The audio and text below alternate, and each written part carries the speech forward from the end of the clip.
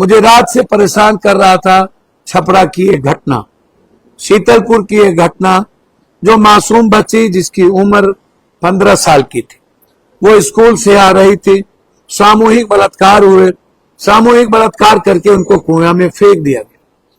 मैं समझ सकता हूं बिहार की स्थिति और देश की स्थिति। मैं कई बार कहता रहा हूं कि इस देश में कोई भी बच्ची सुरक्षित नहीं है। इसके पीछे सबसे कारण स्थिति है कि गरीब बच्ची जब 10th पढ़ करके कहीं अपनी लाइफ को बनाना चाहता है तो वो शोषण का सबसे बड़ा कारण बन जाता है। जब कोई हॉस्टल में रहता है, वहां उनके खाने में नशा का दवाई देकर के उससे बेहोश कर दिया जाता है और फिर वीडियोग्राफी बना करके उससे जब उसे होश आता है तो दिखाया जाता है और फिर उससे कंप्रोमाइज एटीट्यूड पर काम होता है और फिर वो परोसे जाते हैं बड़े नेता, रसूखदार और पैसे वालों के घर।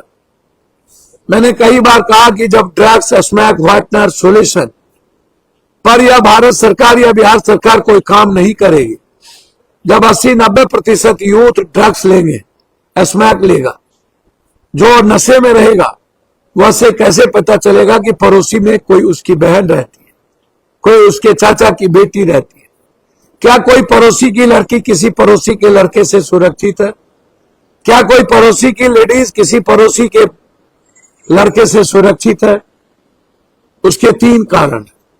एक कारण है सामाजिक वातावरण। यह मुद्दा ही नहीं बचा। बेटी, मां, बहनें, ये कोई मुद्दा नहीं है।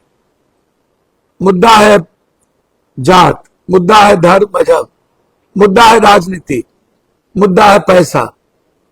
अब इस सामाजिक सरकार का कोई मुद्दा नहीं है।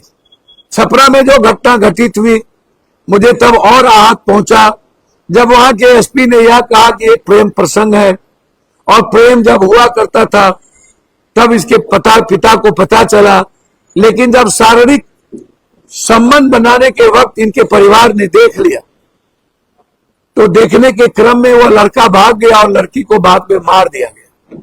इसको कहा गया कि परिवार के द्वारा बच्ची को मार के फेंक दिया गया। हम बहुत सरल तरीके से लड़कियों पर आरोप लगा देते हैं। मोहब्बत की होगी, बाद में शोषण किया होगा, प्रेग्नेंट हो गई और शादी नहीं हुई तो आरोप लगा दिया। बेटी पर आरोप लगाना बहुत सस्ता। हम किसी की बेटी को, किसी की मां को, किसी की बहनों के बारे में हमेशा कह देते हैं कि गांव में उसके साथ फंसा होगा।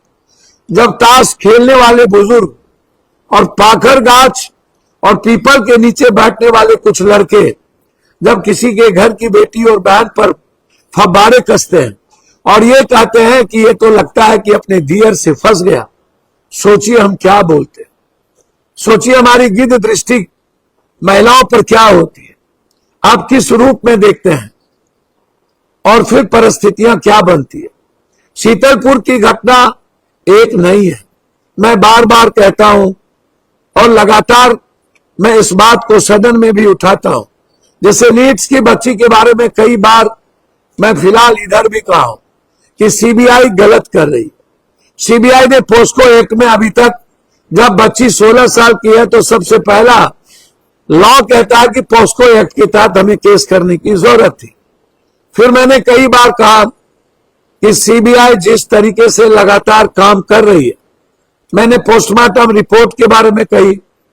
फिर मैंने कहा कि उस बच्ची के बारे में जो 6 तारीख को डिस्क्लोजर हुआ था, जब बच्ची का पेशाब नहीं लिया गया और पेशाब का यूरिन टेस्ट नहीं हुआ तो हम कैसे कह दिए कि ये जहर खा ली, हमें नहीं बोलना चाहिए था।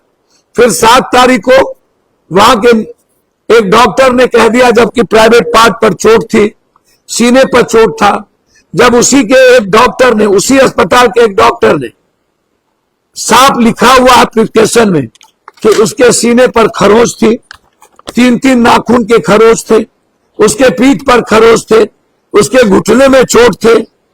एक डॉक्टर कुछ लिखता है, दूसरा डॉक्टर कहता है कि उसके प्राइवेट पार्ट बिल्कुल सुरक्षित है।